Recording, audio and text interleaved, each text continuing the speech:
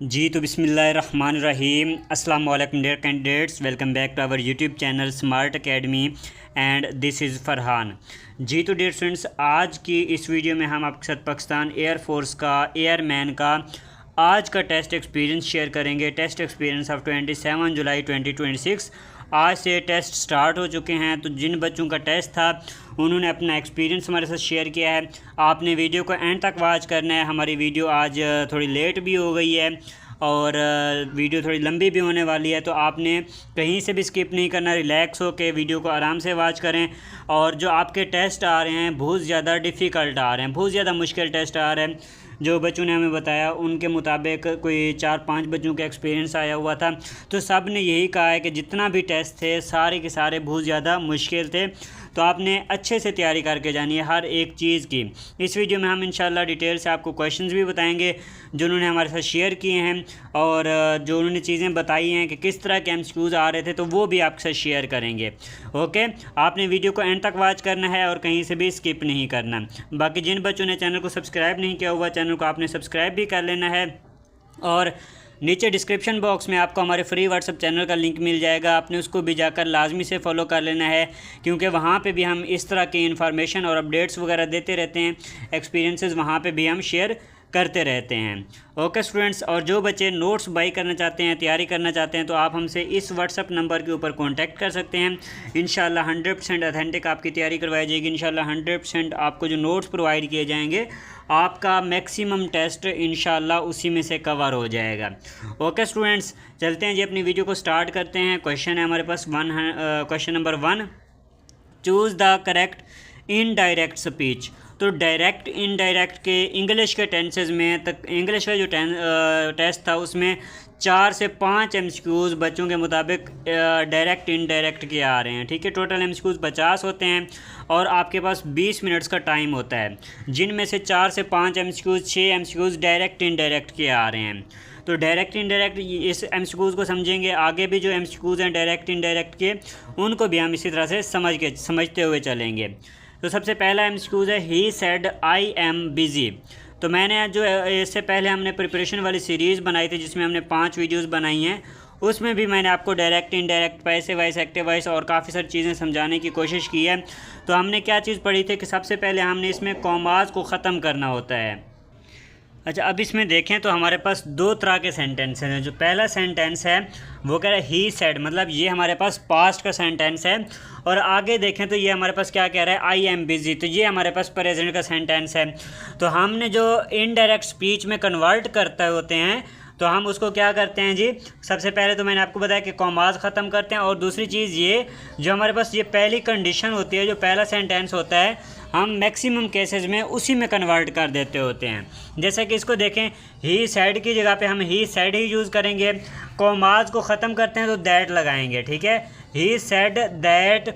उसके बाद यहाँ पे जो हमारे पास चीज़ आ रही होगी उसको हम पहले वाले जो हमारे पास पर्सन प्रोनाउन आ रहा होगा उसके साथ हम कन्वर्ट कर देंगे। जैसे कि देखें, ही सेड दैट ही, अब इसमें सब में यही आ रहा है। अब मैंने आपको क्या बताया कि हमने इसको पास्ट में कन्वर्ट करना है। यहाँ पे एम लगा हुआ है, तो जब एम लगा हुआ है इसके बाद हम इसको जब पास्ट में कन्वर्ट करेंगे, पास्ट में हमारे पास 2 कंडीशंस होती हैं, एक वाज होती है, एक हमारे पास वर होती है। तो इसमें देखें, इसको अगर हम कन्वर्ट करें, he said that he was busy, बाकी सारा वही रहेगा। ठीक है, तो ये हमारे पास बी ऑप्शन के ऊपर बन रहा है, तो बी ऑप्शन हमारे पास इसका राइट आंसर होगा। ठीक है, he said that he was busy, ये ऑप्शन हमारे पास इसका करेक्ट आंसर है। नेक्स्ट क्वेश्चन है question number 2, change into passive voice. Passive voice में इसको हमने चेंज करना है जी। दे कंप्लीटेड द वर्क, उन्होंने क्या किया, काम कंप्लीट कर लिया। अब हमने इसको पैसिव वॉइस में कन्वर्ट करना है। यहाँ पे क्या है जी, एक्टिव वॉइस है। ये वाला जो सेंटेंस हमें दिया गया है ये एक्टिव वॉइस है। तो एक्टिव वॉइस भी हर सेंटेंसेस का फार्मूले तकरीबन सेम ही होते हैं, बट उनके रूल्स थोड़े बहुत चेंज हो जाते हैं सेंटेंस टू सेंटेंस। जैसे कि पास्ट का अलग से रूल्स होंगे, प्रेजेंट के रूल्स अलग से होंगे, और जो फ्यूचर है उसके रूल्स अलग से होंगे। इसी तरह से डायरेक्ट इनडायरेक्ट में भी ऐसा ही है, पैसिव वॉइस, एक्टिव वॉइस में भी ऐसा ही है। तो ये आपने समझ लेने हैं पैसिव वॉइस एक्टिव वॉइस के भी 5 से 6 MCQs आप लोगों के टेस्ट में आए हुए थे आज इंग्लिश का जो टेस्ट था। ओके तो इसमें देखें ही दे कंप्लीटेड द वर्क, तो इसमें हम क्या करते होते हैं, जो हमारे पास ऑब्जेक्ट होती है उसको हम सबसे पहले ले आते हैं, सब्जेक्ट के जगह पे रिप्लेस कर देते होते हैं। द वर्क हमारे पास पहले आ जाएगा, द वर्क। उसके बाद देखें तो यहाँ पे हमारे पास क्या आ रहा है, ये कंप्लीट सेंटेंस है जी हमारे पास, ठीक है। ये क्या है जी, दे कंप्लीटेड द वर्क, मतलब पास्ट वाला सेंटेंस है, ठीक है। तो अब हम इसमें क्या करेंगे, अब हम इसको पास्ट में ही कन्वर्ट करेंगे, मतलब एक तो इसमें हम कोई ऐसी चीज़ लगाएंगे जिससे ये शो हो कि ये पास्ट का सेंटेंस है। तो इसके लिए हम देखें वाज लगा सकते हैं, बाकी हमें देखें तो कोई ऐसी हेल्पिंग वर्ब नहीं है हमारे पास। तो यहाँ पे बी ऑप्शन इसका राइट आंसर बनेगा, the work was completed by them. अब देम हमने किस तरह से लगाया, देम हम जो दे देयर देम इनकी हमने थर्ड फॉर्म लगानी होती है। इसी तरह से कोई भी पैसिव वॉइस होगा तो हम उसकी थर्ड फॉर्म ही लगाएंगे, जैसे देखें he his him, she her, I me mine. तो ये जो थर्ड फॉर्म होती है तो हम वो यूज़ करते होते हैं। नेक्स्ट क्वेश्चन है क्वेश्चन नंबर 3। अच्छा मैक्सिमम MCQs जो है ना इंग्लिश के हैं, उसके बाद कुछ MCQs फिजिक्स के हैं, कुछ MCQs मैथ के हैं और कुछ MCQs बायोलॉजी के हैं। अच्छा इसमें देखें हमारे पास क्वेश्चन नंबर 3 है जी, choose the synonym of rapid. Rapid का सिनोनिम हमने चूज़ करना है। तो रैपिड का क्या मतलब होता है, तेज़, ठीक है, बहुत ज़्यादा तेज़। तो इसमें देखें स्लो, फास्ट, वीक या फिर लेट, तो ये इसका राइट आंसर बनेगा जी फास्ट। बी ऑप्शन इसका राइट आंसर बनेगा, ये इसका सिनोनिम होगा। नेक्स्ट क्वेश्चन है क्वेश्चन नंबर 4। साइनोनेम और एक्टिव साइनोनेम के भी तकरीबन 4 से 5 MCQs आ रहे हैं और एंटोनेम के भी तकरीबन 4 से 5 MCQs आ रहे हैं। तो इसमें देखें जी हमारे पास एंशेंट का हमने एंटोनेम बताना है। एंशेंट का क्या मतलब होता है जी, पुराना। तो इसका जो एंटोनेम बनेगा वो क्या बनेगा जी, नया, जदीद। देखें इसमें ओल्ड, मॉडर्न, हिस्टोरिक या फिर ट्रेडिशनल।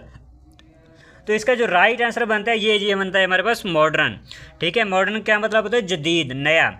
नेक्स्ट क्वेश्चन है question number 5। She dash a doctor, she MR is या फिर वर। अच्छा स्टूडेंट्स के मुताबिक MR इज़ और वर इनसे रिलेटेड, इनके यूज़ से रिलेटेड काफ़ी सारे MCQs आ रहे हैं, मतलब जिनमें हमने ये यूज़ करना होता है कि आखिर इसमें क्या लगेगा। देखें शी MR डॉक्टर, M नहीं लग सकता है, M सिर्फ I के साथ लगता है, ठीक है, M इसके अलावा किसी के साथ नहीं लगता। R किसके साथ लगेगा, R हमेशा उनके साथ लगेगा जो बहुत ज़्यादा होंगे, जैसा कि दे आर, ठीक है, वी आर। इस तरह के जो होते हैं मतलब 2 या 2 से ज़्यादा होंगे तो वहाँ पे आर लगता है। अब शी देखें मतलब वो लड़की, वो एक लड़की है, तो इसके लिए हम क्या यूज़ करेंगे जी, इज़ यूज़ करते हैं, ठीक है। प्रेजेंट में इज़ यूज़ होता है और पास्ट में इसके लिए वाज यूज़ होता है। तो यहाँ पे देखें शी इज़ अ डॉक्टर, तो हमारे पास इसका राइट आंसर क्या बनेगा जी, इज़ बनेगा। She is a doctor, C option इसका राइट आंसर है। नेक्स्ट क्वेश्चन है question number 6। They dash playing cricket yesterday. अच्छा इस वीडियो में 40 MCQs हैं, ठीक है, 40 MCQs हैं, लेकिन कुछ बहुत ज़्यादा इंपॉर्टेंट चीज़ें भी आपके साथ शेयर कर रहे हैं, तो हमारी वीडियो तकरीबन 50 मिनट तक जा सकती है, बट आपने कहीं से स्किप नहीं करना है इसको। दे इज़, वर, वाज या फिर आर। तो अब देखें यहाँ पे हम वर भी यूज़ कर सकते हैं, आर भी यूज़ कर सकते हैं। मैंने अभी आपको बताया कि दे आर होता है या फिर दे वर होता है। तो इनके यूज़ से रिलेटेड MCQs आ रहे हैं आपके। तो इसमें देखें हम क्या यूज़ करेंगे, तो इसकी एक निशानी ये है कि जब हमारे पास यहाँ पे यस्टरडे आ रहा होगा या फिर हमारे पास लास्ट आ रहा होगा, तो यहाँ पे हम क्या यूज़ करते होते हैं, तब ये हमें शो करता है कि ये जो सेंटेंस है ये पास्ट का सेंटेंस है, ठीक है। ये किस चीज़ का सेंटेंस है, पास्ट का सेंटेंस है। अब पास्ट में हम क्या यूज़ करते हैं, वाज यूज़ करते हैं या फिर पास्ट में हम वर यूज़ करते हैं, ठीक है। पास्ट में वाज या फिर वर यूज़ किया जाता है। देखें दे वो बहुत ज़्यादा हैं, मतलब ठीक है, वो कल क्रिकेट खेल रहे थे, वो क्या है जी, बहुत ज़्यादा हैं, तो उनके लिए हम ज़्यादा के लिए क्या यूज़ करते हैं, वर यूज़ करते हैं। इसी तरह से होता है वी मतलब हम मतलब बहुत ज़्यादा हैं, तो हम वी वर यूज़ करते हैं, ठीक है। वी वाज यूज़ नहीं करेंगे, वी वर यूज़ करेंगे। वी आर यूज़ करेंगे, दे आर यूज़ करेंगे। लेकिन पास्ट में क्या होगा, दे वर। इसी तरह से वी वर। नेक्स्ट टाइम इसकी तरफ चलते हैं। क्वेश्चन है हमारे पास question number 7। I finished my homework, I has finished my homework, have finished my homework, had been या फिर हैविंग। तो देखें इसका जो राइट आंसर बनेगा क्या बनेगा जी। अब यहाँ पे देखें हमें क्या इसमें हमने जो यूज़ करना है वो कैसे इसमें से हम निकालेंगे कि हमारे पास कौन सा बेस्ट ऑप्शन रहेगा। तो अब हम देखेंगे इसमें वर्ब कौन सी यूज़ हो रही है। I finished, I dash finished, मतलब ये जो ना हमारे पास, अब देखें अगर हम फिनिश होता है उसके बाद जो इसकी सेकंड फॉर्म होती है वो फिनिश्ड होती है, और जो इसकी थर्ड फॉर्म होती है वो भी हमारे पास फिनिश्ड होती है। तो ये हमारे पास सेकंड फॉर्म भी हो सकती है या फिर थर्ड फॉर्म भी हो सकती है। अब हम यहाँ से ऑप्शंस को देखेंगे। ऑप्शंस हमें क्या कहते हैं। हैज़, आई के साथ हम हैज़ यूज़ नहीं करते होते, आई के साथ हम हैव यूज़ करते हैं। हैड बीन यहाँ पे यूज़ नहीं कर सकते। हैड बीन कहाँ पे यूज़ होता है, हैड बीन तब यूज़ होगा जब हमारे पास sentence past perfect continuous tense होगा, तब हम वहाँ पे हैड बीन यूज़ करेंगे। उसके बाद हैविंग, हैविंग हम यूज़ ही नहीं कर सकते, ये तो बिल्कुल सेंटेंस ही गलत हो जाएगा। तो यहाँ पे हमारे पास बेस्ट ऑप्शन बनता है, वो बनता है जी have. I have finished my homework, B option इसका राइट आंसर होगा। नेक्स्ट क्वेश्चन है question number 8। He dash not come yesterday. अब देखें यस्टरडे आ गया। यस्टरडे का मैंने आपको क्या कहा था कि ये जहाँ पे भी यस्टरडे आ जाए तो ये हमारा सेंटेंस हमें शो करता है कि जो सेंटेंस बन रहा है वो कौन सा है जी, पास्ट का सेंटेंस है। तो ये हमारे पास कौन सा है जी, पास्ट का सेंटेंस है। ही do not, did not, done या फिर डज। तो इंग्लिश में इसमें पास्ट में हम जब हम नॉट वाला सेंटेंस नेगेटिव सेंटेंस बनाते होते हैं तो हम क्या करते हैं, जो भी हमारे पास सब्जेक्ट होता है उसके साथ हम डिड नॉट यूज़ करते हैं। ठीक है, तो क्या करते हैं, डिड नॉट यूज़ करते हैं। आप काफ़ी सारे स्टूडेंट्स को कहेंगे कि ये जो पास्ट होता है उसमें सेकंड फॉर्म यूज़ होती है, लेकिन यहाँ पे फर्स्ट फॉर्म यूज़ हुई हुई है। देखें जब सेंटेंस इंटेरोगेटिव सेंटेंस हो जाता है, मतलब क्वेश्चन मार्क वाला हो जाता है, सवालिया सेंटेंस हो जाता है, या फिर नेगेटिव सेंटेंस हो जाता है, जैसे इसमें देखें नॉट लगा हुआ है, तब हम वहाँ पे क्या करते हैं, वर्ब की फर्स्ट फॉर्म यूज़ करते होते हैं। तो इस वजह से वर्ब की फर्स्ट फॉर्म यूज़ करेंगे come. He did not come yesterday. तो डिड जो बी ऑप्शन है ये इसका राइट आंसर होगा। नेक्स्ट क्वेश्चन है question number 9। She has dash her work. उसने अपना काम कर लिया या कर लिया था, कुछ इस तरह का यहाँ पे बनेगा। देखें डू, डिड, डन या फिर डूइंग। तो अब हम यहाँ पे देखें ये हमारे पास जो सेंटेंस है ये बन रहा है जी प्रेजेंट परफेक्ट टेंस। ठीक है, कौन सा टेंस बन रहा है जी, प्रेजेंट परफेक्ट टेंस बन रहा है। इसमें हम क्या करते होते हैं, इसमें जो हमारे पास हैज़ या फिर हैव का यूज़ करते हैं और वर्ब की हम थर्ड फॉर्म यहाँ पे यूज़ करते होते हैं। ठीक है, हैज़ या फिर हैव का यूज़ करते हैं और साथ में वर्ब की थर्ड फॉर्म यूज़ करते हैं। तो यहाँ पे देखें ऑप्शंस में जो हमारे पास वर्ब की थर्ड फॉर्म है वो सी ऑप्शन पे है, डन। तो ये हमारे पास जो वर्ब होती है ये इस तरह से होती है डू, इसकी जो सेकंड फॉर्म होती है डिड, और जिसकी थर्ड फॉर्म होती है वो होती है जी डन। ठीक है, तो डन हमारे पास थर्ड फॉर्म है, मतलब उसने अपना काम मुकम्मल कर लिया या वो अपना काम मुकम्मल कर चुकी है। ठीक है, वो अपना काम मुकम्मल कर चुकी है। तो डन जो है ना, सी ऑप्शन इसका राइट आंसर बनेगा। नेक्स्ट क्वेश्चन है question number 10। He is dash honest man. अब हम यहाँ पे क्या करेंगे जी, एन का यूज़ करना है, मतलब आर्टिकल से रिलेटेड भी आपके टेस्टों में काफ़ी सारे एमसीक्यूज़ आ रहे थे। तो आर्टिकल्स के बारे में पैसे वाइज, एक्टिव वाइज और ये सारी चीज़ें मैं आपको ऑलरेडी अपनी वीडियोज़ में समझा चुका हूँ। तो देखें हम यहाँ पे देखें ऑनेस्ट, ये वैसे तो मैंने आपको कहा था कि जितने भी हमारे पास वावल्स होते हैं ए, ई, आई, ओ, यू, अगर ये स्टार्ट में आ रहे होंगे तो हम वहाँ पे एन यूज़ करेंगे। तो यहाँ पे देखें इसमें से तो नहीं आ रहा ना, वावल्स में से नहीं आ रहा जो वर्ड ऑनेस्ट है, ये एच से शुरू हो रहा है, लेकिन एच यहाँ पर साइलेंट है। जब हम इसको पढ़ते हैं तो हम पढ़ते हैं ऑनेस्ट। ठीक है, तो ये क्या दे रहा है, अलिफ की आवाज़ दे रहा है। तो जब भी कोई वर्ड अलिफ की आवाज़ दे रहा होगा तो हम उसको वहाँ पे क्या लगाएंगे, एन लगाएंगे। He is an honest man, B option हमारे पास इसका राइट आंसर बनेगा। और स्टूडेंट्स कुछ वर्ड्स ऐसे हैं जो कि वावल से तो स्टार्ट होते हैं लेकिन उनके साथ एन नहीं लगा सकते। जैसा कि हमारे पास एक वर्ड है जी यूनिवर्सिटी। ठीक है। यूनिवर्सिटी, ये आप देखें अलिफ की आवाज़ नहीं दे रहा, तो इस वजह से हम इसके साथ एन नहीं लगा सकते। इसके साथ हम या आ यूनिवर्सिटी लगाएंगे या फिर हम इसके साथ दा यूनिवर्सिटी लगाएंगे। नेक्स्ट क्वेश्चन है question number 11, dash sun rises in the east. तो ये वाला एमसीक्यूज़ मैंने शेयर किया था ऑलरेडी अपनी वीडियोज़ में, और इससे ऊपर वाला एमसीक्यूज़ भी मैंने शेयर किया था।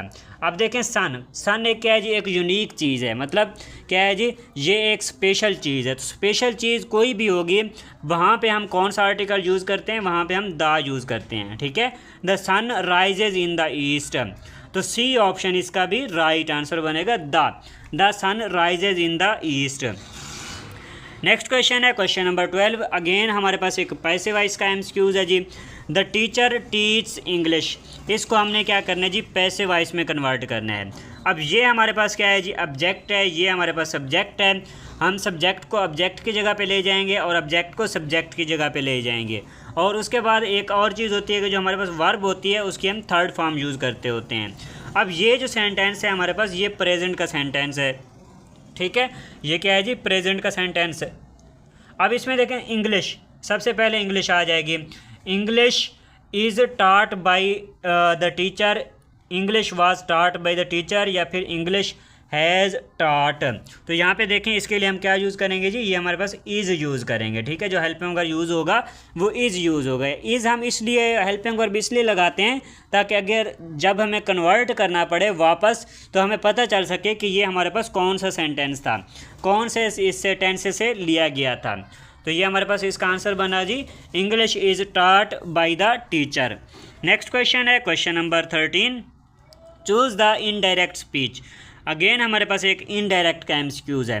Ali said I have passed, Ali ने कहा मैं पास हो चुका हूँ, ठीक है, पास हो चुका हूँ। आई हैव पास मतलब पास हो चुका हूँ। अब दोनों है, एक हमारे पास इस तरफ देखें तो ये हमारे पास पास्ट का सेंटेंस है, और ये जो सेंटेंस है हमारे पास प्रेजेंट परफेक्ट टेंस है, मतलब ये वाला जो सेंटेंस है ये भी पास्ट में जा चुका है लेकिन अभी भी प्रेजेंट में है।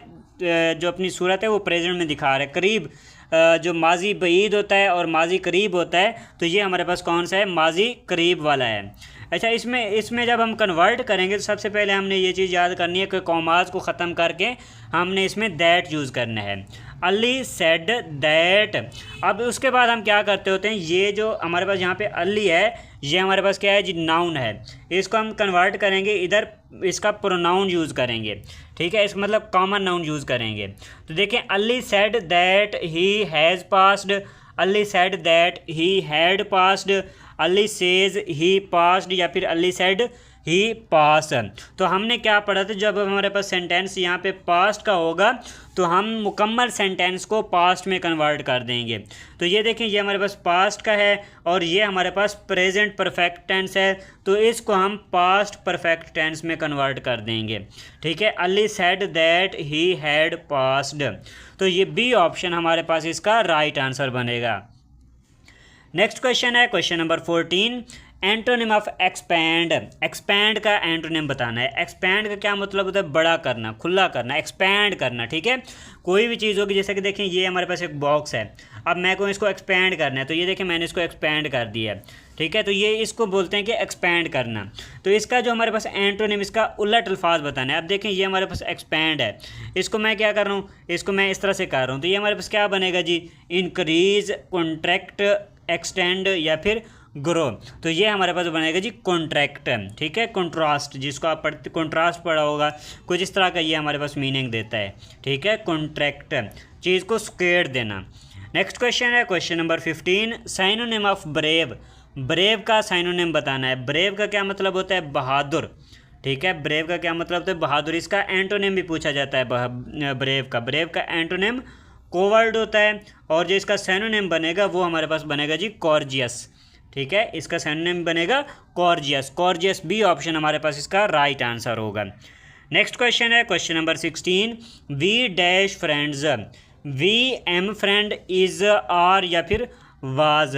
तो देखें यहाँ पे भी हमने इज़, एम, आर या फिर वाज इस तरह के सेंटेंस बनाने कंप्लीट करने हैं। तो देखें वी या तो आर लगेगा या फिर वर लगेगा। तो इस यहाँ पे हम क्या लगाएंगे जी, आर लगाएंगे, क्योंकि वर हमारे पास ऑप्शंस में ही मौजूद नहीं है। वी आर फ्रेंड्स, तो 16 का सी ऑप्शन हमारे पास इसका राइट आंसर है। नेक्स्ट क्वेश्चन है question number 17। They dash already left, they has, have, heading या फिर हैविंग। तो देखें दे हमारे पास क्या है जी, वो बहुत ज़्यादा, मतलब वो क्या कर रहे हैं, बहुत ज़्यादा को शो कर रहा है, जमा को शो कर रहा है। तो अब हम यहाँ पे क्या करेंगे जी, हैव यूज़ करेंगे। दे हैव ऑलरेडी लेफ्ट, तो बी ऑप्शन इसका राइट आंसर बनेगा। नेक्स्ट क्वेश्चन है question number 18। She dash the letter yesterday, she write, wrote, written या फिर राइट्स। तो इसका क्या आंसर बनेगा जी, she wrote the letter yesterday. B option हमारे पास इसका राइट आंसर बनेगा। ठीक है, यहाँ पे हमारे पास क्या है जी, ये सेंटेंस हमें शो कर रहा है कि ये पास्ट का सेंटेंस है। तो पास्ट के सेंटेंस में हम क्या करते हैं, वर्ब की सेकंड फॉर्म यूज़ करते हैं। राइट हमारे पास वर्ब की फर्स्ट फॉर्म है, राइट की दूसरी फॉर्म जो है रोट है, और जिसकी थर्ड फॉर्म है वो रिटन है। नेक्स्ट क्वेश्चन है question number 19। He bought a dash umbrella. तो अब देखें मैंने अब क्या बताया था, जहाँ पे भी हमारे पास कोई भी वर्ड्स होंगे जो कि वावल से स्टार्ट हो रहे होंगे और अलिफ की आवाज़ देंगे, तब हम वहाँ पे क्या यूज़ करेंगे, आर्टिकल हम वहाँ पे एन यूज़ करेंगे। देखें अम्ब्रेला ये क्या है, अलिफ की आवाज़ दे रहा है, ठीक है, तब हम यहाँ पे क्या यूज़ करेंगे, एन यूज़ करेंगे। He bought an umbrella. B option हमारे पास इसका राइट आंसर होगा। नेक्स्ट क्वेश्चन है question number 20। Choose the correct sentence. Correct sentence इसमें हमने चूज़ करना है। ठीक है, इस तरह के भी 4-5 MCQs आ रहे थे टेस्टों में। देखें she did not like T. अब देखें इसको हम सही तो कह सकते हैं, she did not like T, लेकिन अगर शी डोंट है, ठीक है, यहाँ पे देखें डोंट है, डिड नॉट नहीं है, डोंट। तो डोंट नहीं है, शी के साथ डोंट नहीं लगेगा, शी के साथ डजंट लगता है। ठीक है, शी डजंट लाइक टी, तो ये हमारे पास सेंटेंस गलत हो गया। उसके बाद देखें she does not like T, तो ये हम इसमें देखें यहाँ पे हमारे पास लाइक्स यूज़ कर रहे हैं, लेकिन यहाँ पे जो नेगेटिव सेंटेंस होगा या इंटरोगेटिव सेंटेंस होगा, तब हम वहाँ पे सिंपल वर्ब यूज़ करते हैं, जो कि हमारे पास देखें सी ऑप्शन पे मौजूद है, she does not like T. तो सी ऑप्शन हमारे पास इसका राइट आंसर बनेगा। नेक्स्ट क्वेश्चन है question number 21। The SI unit of work. Work का SI यूनिट बताना है जी। वाट, जूल, न्यूटन या फिर पास्कल। तो वर्क का SI यूनिट क्या होता है जी, वाट, जूल, न्यूटन या फिर पास्कल। तो इसका जो राइट आंसर है ये है जी जूल। वर्क एंड एनर्जी दोनों का एक ही यूनिट है, क्या है जी, जूल है। वाट किसका यूनिट है, पावर का यूनिट है। न्यूटन किसका यूनिट है, फोर्स का यूनिट है। पास्कल किसका यूनिट है जी, पास्कल हमारे पास यूनिट है प्रेशर का। नेक्स्ट क्वेश्चन है question number 21। The SI unit of power. Power का SI यूनिट क्या है जी, वाट है। जूल किसका है, एनर्जी, और वर्क का है, न्यूटन फोर्स का है, और वोल्ट हमारे पास पोटेंशियल डिफरेंस का SI यूनिट होता है। नेक्स्ट क्वेश्चन है क्वेश्चन नंबर 23।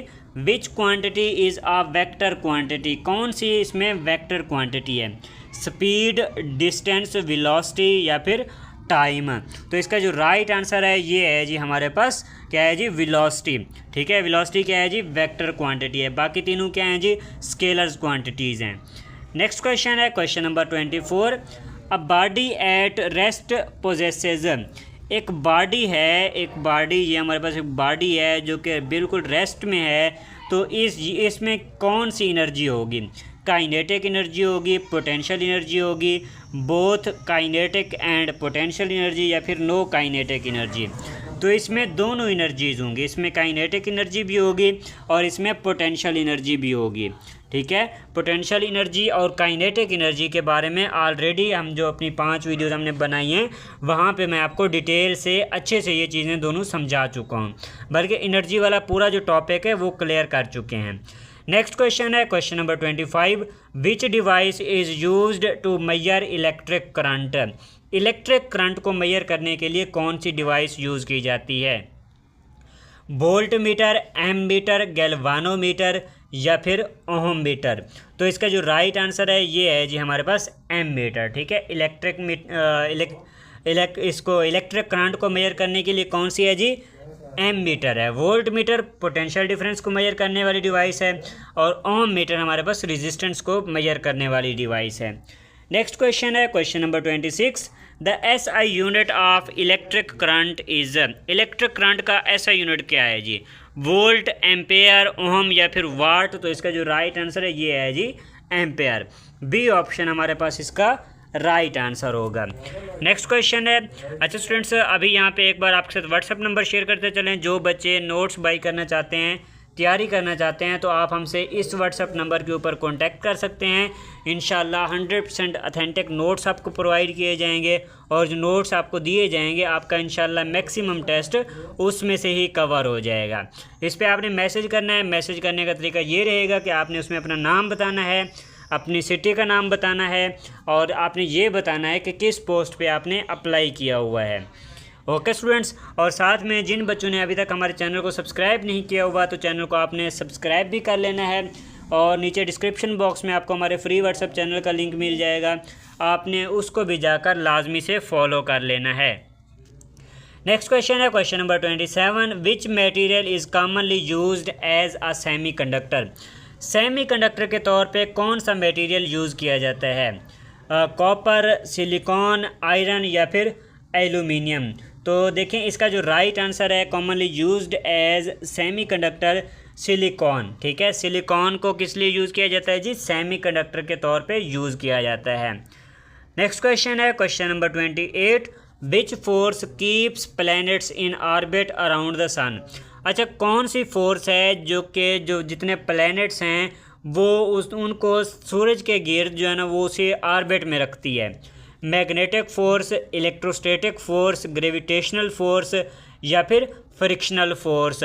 तो ये है जी हमारे पास ग्रेविटेशनल फोर्स। अच्छा, ग्रेविटेशनल फोर्स की वैल्यू भी आपके टेस्ट में पूछी जा सकती है। ठीक है, ये कौन सी है जी? जो बड़ा कैपिटल जी होता है, कैपिटल जी की वैल्यू आपके टेस्ट में पूछी जा सकती है।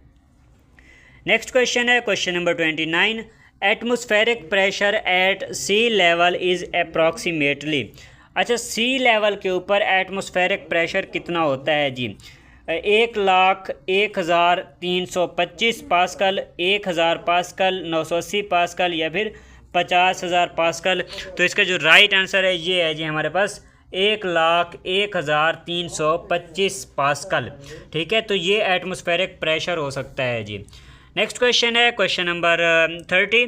Pressure increases when. अच्छा, प्रेशर इंक्रीज होता है जी, कब प्रेशर इंक्रीज होता है? Area increases, force decreases, area decreases for the same force, mass becomes zero. तो प्रेशर कब इंक्रीज होगा जी? प्रेशर तब इंक्रीज होगा जब एरिया डिक्रीज होगा। ठीक है, जब एरिया कम पड़ेगा तो वहाँ पे क्या होगा जी? प्रेशर कम पड़ेगा। और इसी तरह से फोर्स कब इंक्रीज होगी? फोर्स भी तब ही इंक्रीज होगी जब एरिया डिक्रीज होगा।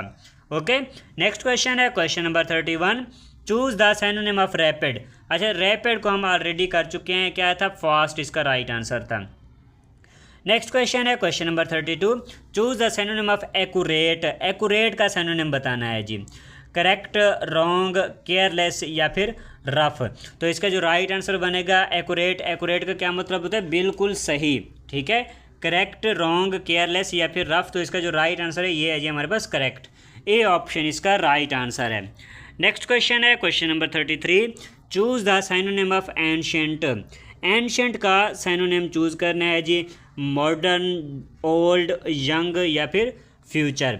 तो एंशिएंट का क्या मतलब है? पहले हमने इसका क्या बताया था? पहले हमने इसका एंटोनिम बताया था एंशिएंट का। एंशिएंट का एंटोनिम क्या था जी? मॉडर्न था। अब यहाँ पे हमने क्या करना है जी? इसका सिनोनिम बताना है। इसका सिनोनिम क्या बनेगा?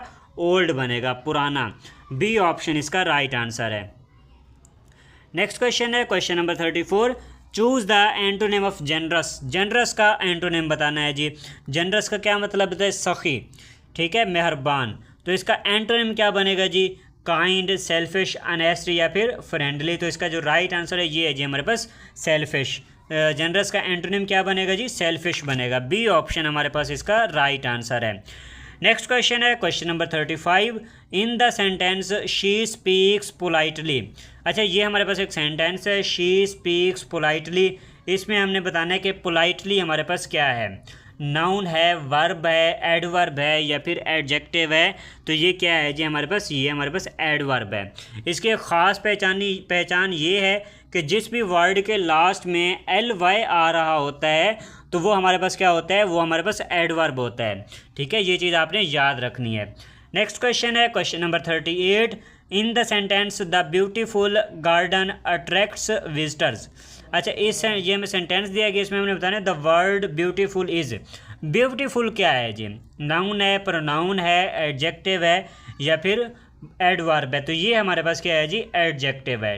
क्या है जी, एडजेक्टिव, जो उसकी खसूसियत को बयान कर रहा है, उसकी तारीफ़ को बयान कर रहा है।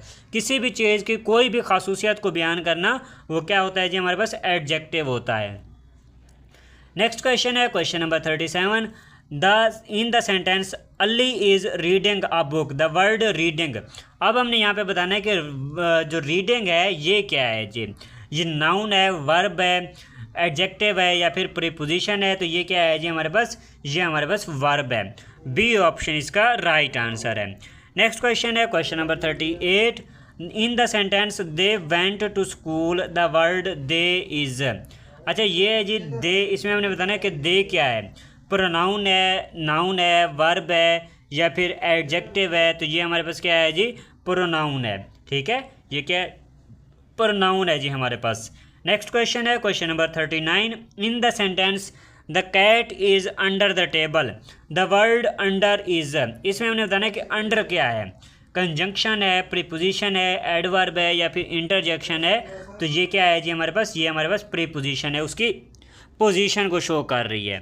ठीक है, क्या कर रही है जी, कैट की पोजीशन को शो कर रही है। नेक्स्ट क्वेश्चन है question number 40। In the sentence wow what a shot. इसमें हमने बताना है वाओ, वाओ क्या है जी। ठीक है, ये वाओ हमने बताना है ये क्या है, इंटरजेक्शन है, प्रोनाउन है, एडवर्ब है या फिर वर्ब है। तो ये क्या है जी, इंटरजेक्शन है। तो इंटरजेक्शन क्या होता है, ये बंदे के जो ख्यालात होते हैं, जो बंदे की मतलब क्या कहते हैं उसको, जो बंदा शो कर रहा होता है, खुशी या गमी के जो इजहार होते हैं, ये वो उस चीज़ को शो करते हैं, इंटरजेक्शन। ठीक है, तो ये हमारे पास क्या कहलाता है, इंटरजेक्शन कहलाता है। तो ये हमारे पास जितने भी एमसीक्यूज अब ज़्यादा से ज़्यादा पार्ट्स ऑफ स्पीच से आ रहे हैं, पैसिव वॉइस एक्टिव वॉइस से आ रहे हैं, सिनोनिम एंटोनिम आ रहे हैं, आर्टिकल्स आ रहे हैं। तो ज़्यादातर एमसीक्यू, उसके बाद जो है ना जो सेंटेंस कंप्लीशन वाले आ रहे हैं और दूसरा जो करेक्ट सेंटेंस चूज़ करने होते हैं। तो ये इस तरह के एमसीक्यूज आप लोगों के इंग्लिश के टेस्ट में आ रहे हैं। बाकी इंग्लिश और फिज़िक्स के एमसीक्यूज इस वीडियो में शेयर हुए हैं। मैं कोशिश करूंगा इंशाल्लाह बहुत जल्द आपके लिए बायोलॉजी और मैथ वगैरह के भी वीडियो इंशाल्लाह बहुत जल्द अपलोड कर देंगे। तो आज की इस वीडियो में इतना ही। एक एमसीक्यूज यहाँ पे रिपीट हुआ है, तो 39 एमसीक्यूज हुए। 39 एमसीक्यूज आज की इस वीडियो में हमने आपके साथ शेयर किए हैं। उम्मीद है कि ये एमसीक्यूज आपको समझ आए होंगे। और इस अगर कोई भी क्वेश्चन हो आपका तो आप नीचे कमेंट बॉक्स में भी पूछ सकते हैं। और आपने हमारे इस चैनल को लाजमी से सब्सक्राइब कर लेना है।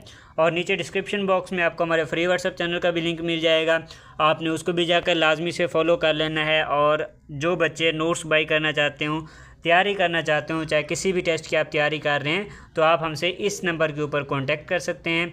इंशाल्लाह 100% आपकी तैयारी करवाई जाएगी, आपको नोट्स वगैरह प्रोवाइड किए जाएंगे और जो आपका टेस्ट होगा वो भी इंशाल्लाह उसी में से कवर हो जाएगा। ओके स्टूडेंट्स, अपनी वीडियो को यहाँ पे एंड करते हैं। Thanks for watching. मिलते हैं अपनी नेक्स्ट वीडियो में। दुआओं में याद रखिएगा। अल्लाह हाफिज़।